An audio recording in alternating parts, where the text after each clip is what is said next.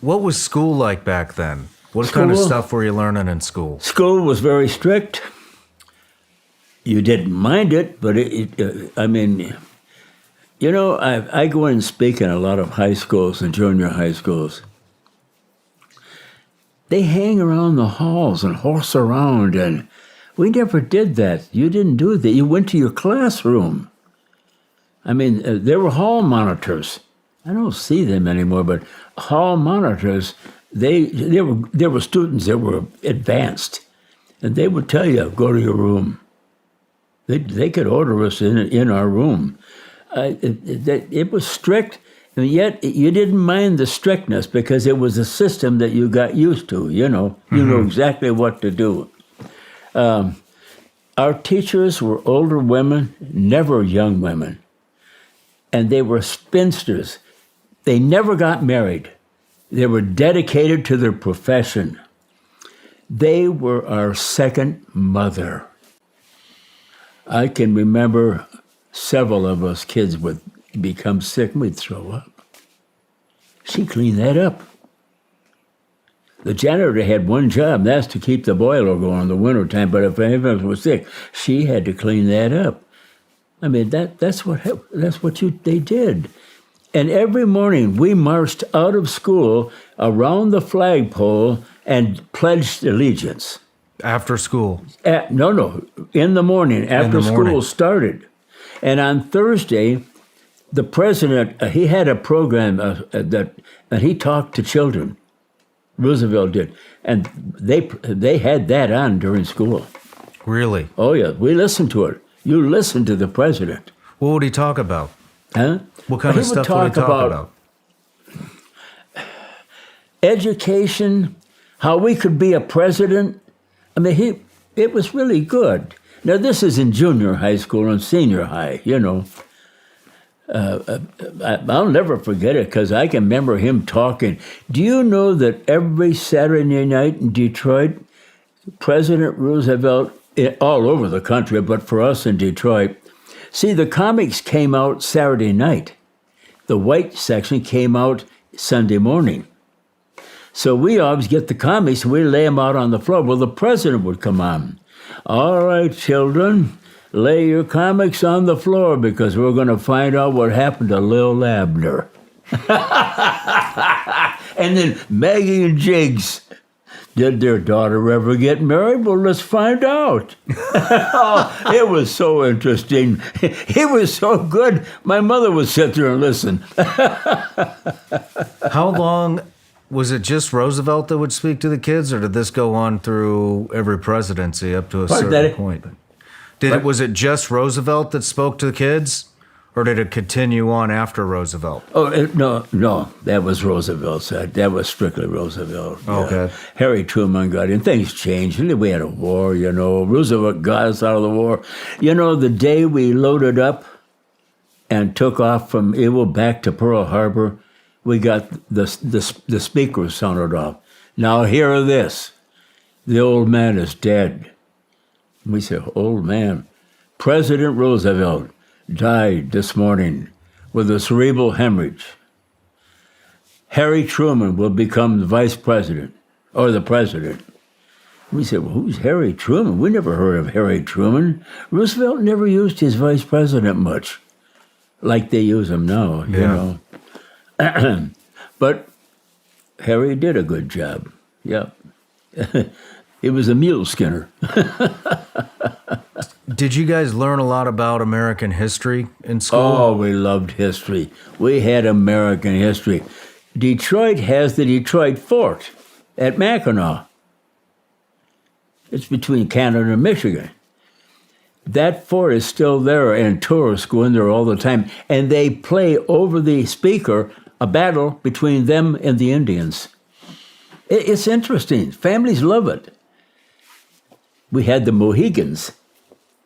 There was a story written, and it became a movie, Last of the Mohegans. Have we seen that? Yep, Last of the Mohegans.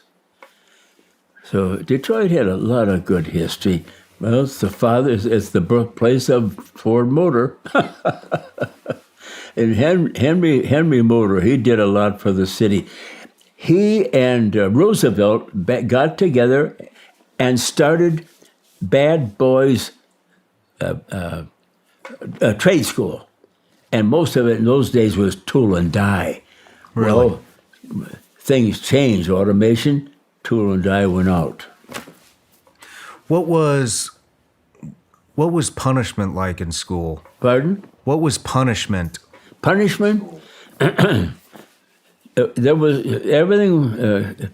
There was discipline dealt with for if the teacher handled minor discipline. If it was any further than that, she called for the vice principal, and the vice principal would come down. And if he had to single one or two out, he said, "After school, in my office." We'd say, "Yes, sir." And we went into his office. He would talk punishment. The principal, old man Cotter, ready for retirement, would use a razor strap on your hand. Oh. Bam! Bam! And he'd watch your face. And the best thing you could do was start crying, because he stopped then. And the women were working right around the desk and all that. They hated it. You could see them wince their face. Well, old man Cotter died, and Mr. Long, the vice president, took over. And he called me in the office one day. He lived 2 blocks from us. I used to deliver him newspapers.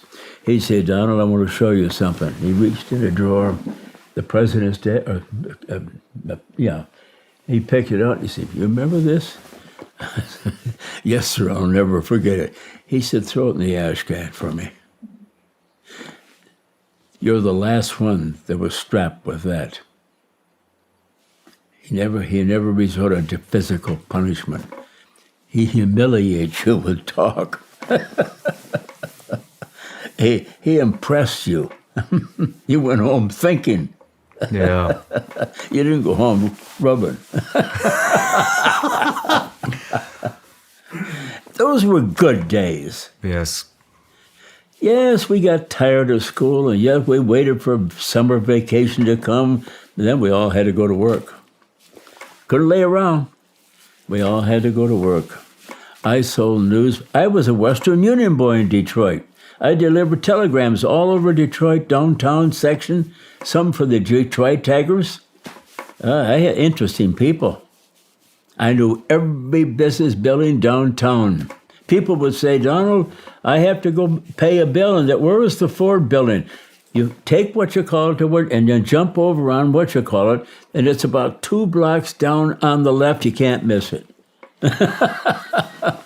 What kind of stuff did you like to do for fun back then?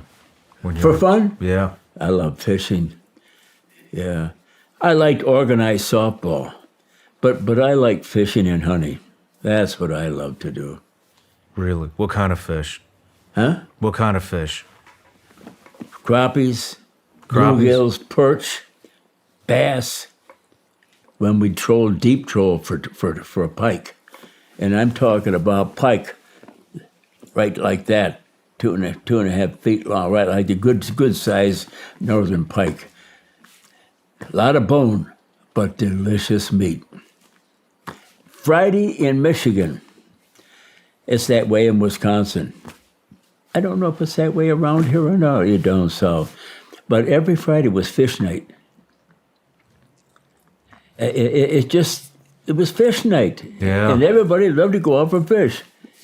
I'd say to my wife, "Today, Friday, the kids would be gone. Want to go for fish? Yeah, let's go down to the golf club and eat fish there." Friday night fish. What would you hunt?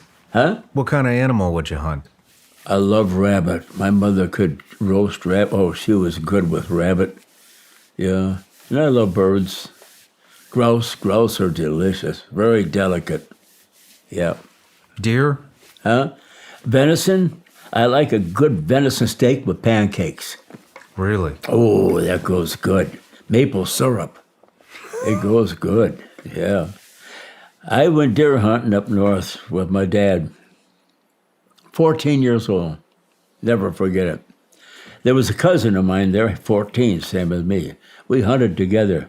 They put us on a stand, and we had slugs and a shotgun. They had rifles. They went around, drove them towards us. And then when they come at us, they would either fire at them or tell us which way they went. Because when they came at us, they'd veer off and go that way. So they wanted to know why we didn't take a shot. We couldn't kill them. We couldn't do it. We were young. They would stand there and look at you. How could you kill something like that? Yeah. Unless you were starving or hungry.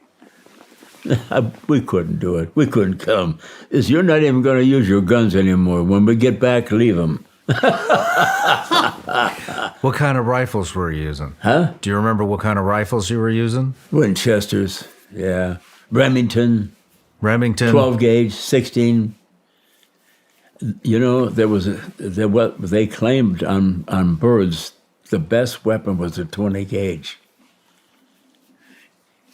Straight ahead, you know. I believe that's still true to small this pattern, day. Yeah. like a bullet.